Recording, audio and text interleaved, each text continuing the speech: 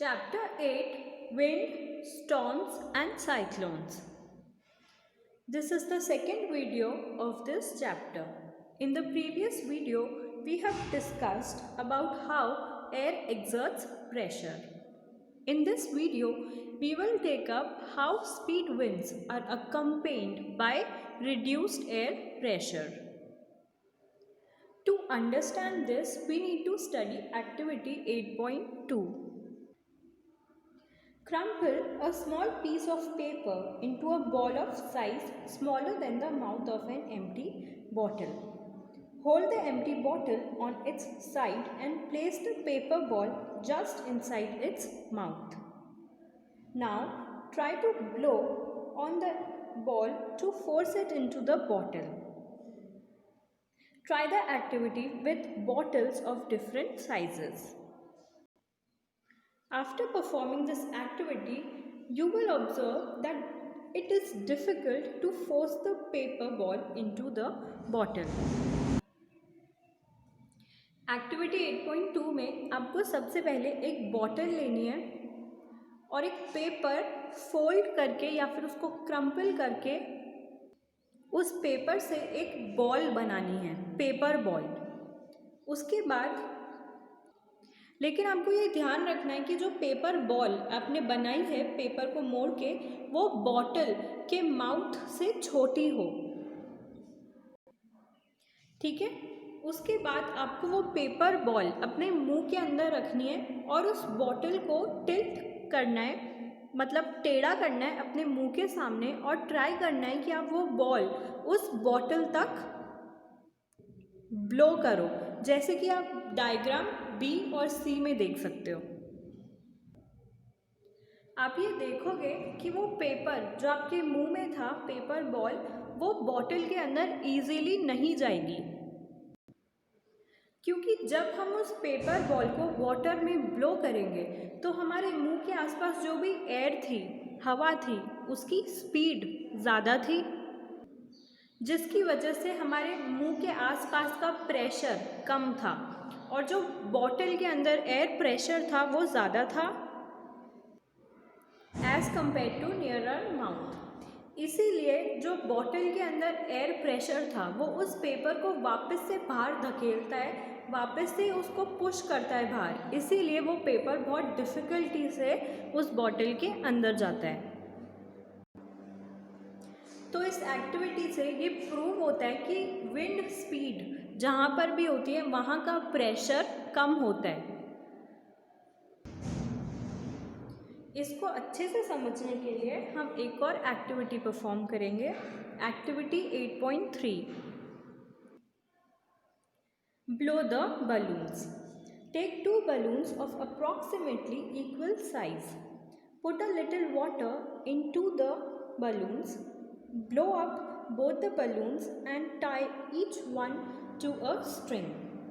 Hang the balloons 8 to 10 centimeter apart on a cycle spoke or a stick. Blow in the space between the balloons. What did you expect? What happens? इस activity में आपको 2 equal size के balloons लेने हैं और उनमें पानी भरना है, उनको ब्लो करना है और एक धागे से बांध देना है। उसके बाद एक स्टिक पे उन दोनों बलून्स को 8 to 10 सेंटीमीटर की दूरी पर बांधना है। फिर जैसे कि आप डायग्राम में देख सकते हो, उन दोनों बलून्स के बीच में अपना मुंह रखकर ब्लो करना है, यानी कि अपने मुंह से हवा छोड़नी है। और आप जब ये करोगे तो आप देखोगे कि दोनों बलून्स एक दूसरे की तरफ आ जाएंगे। जैसे ही आप ब्लो करोगे वो दोनों बलून्स, मतलब कि लेफ़्ट वाला जो है वो राइट साइड की तरफ जाएगा और राइट वाला लेफ़्ट साइड की तरफ। ये इसलिए होता है क्योंकि उन दोनों बलून्स के बीच में जो एयर प्रेशर था वो कम हो गया है, और जो एयर प्रेशर बलून्स के बाहर होता है, यानी कि जो आसपास होता है, वो उन दोनों बलून्स को एक दूसरे की तरफ पुश करता है। इस एक्टिविटी से भी ये पता चलता है कि जैसे ही आपने ब्लो करना स्टार्ट किया यानी कि विंड आई तो एयर का प्रेशर रिड्यूस हो गया। Activity 8.4 can you blow and lift.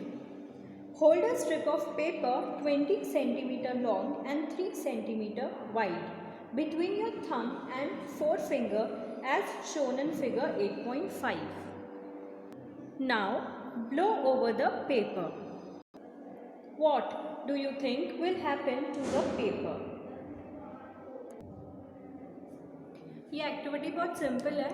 इसमें आपको बस एक पेपर स्ट्रिप लेना है जिसका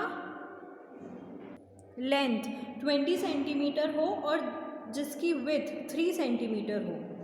अब उस पेपर स्ट्रिप को आपको अपने मुंह में रखना है और एयर ब्लो करनी है अपने मुंह से ही, यानी कि फूंक मारनी है। अब इसमें या दो केसेस हो सकते हैं, या तो वो पेपर नीचे की तरफ बेंड हो जाएगा या फिर वो पेपर हवा में लिफ्ट हो जाएगा। ये एक्टिविटी करके अब ये देखोगे कि जब आपने फूंक मारी यानी कि पेपर ब्लो किया तो वो पेपर स्ट्रिप जो है वो हवा में ऊपर की तरफ चला जाएगा। वो ऊपर की तरफ इसीलिए चला गया क्योंकि जैसे ही आपने विंड ब्लो करी अपने माउथ से तब इस पेपर स्ट्रिप के ऊपर जितना भी एयर प्रेशर था वो रिड्यूस हो गया, यानी कि एयर प्रेशर कम होने की वजह से वो पेपर ऊपर की साइड चला गया। तो ये एक्टिविटी भी प्रूव करती है कि जब विंड होती है तो एयर प्रेशर कम हो जाता है। We see that the increased wind speed is indeed accompanied by a reduced air pressure.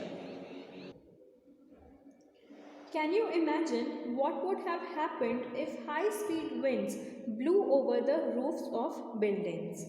If the roofs were weak, they could be lifted and blown away. In activities को करने के बाद अब ये imagine कर सकते हो कि जब विंड हाई स्पीड में किसी बिल्डिंग की रूफ के आसपास हो और वो रूफ बहुत ज़्यादा वीक हो तो वो रूफ हवा में उड़ भी सकती है। तो अब हम ये समझेंगे कि विंड प्रोड्यूस कैसे होती है और वो इतने डिस्ट्रक्टिव कैसे हो सकते हैं। आपको पता है कि जब हवा चलती है तो उस मूविंग एयर को विंड बोलते हैं। Air moves from the region where the air pressure is high to the region where the air pressure is low. हवा हमेशा हाई प्रेशर वाले रीजन से लो प्रेशर वाले रीजन की तरफ मूव करती है। The greater the difference in pressure, the faster the air moves. और हाई प्रेशर से लो प्रेशर वाले रीजन में जितना डिफरेंस होगा या जितना डिस्टेंस होगा उतनी ही तेज़ी से हवा चलेगी। इस कॉन्सेप्ट को अच्छे से समझने के लिए हम नेक्स्ट वीडियो में कुछ एक्टिविटीज़ पढ़ेंगे।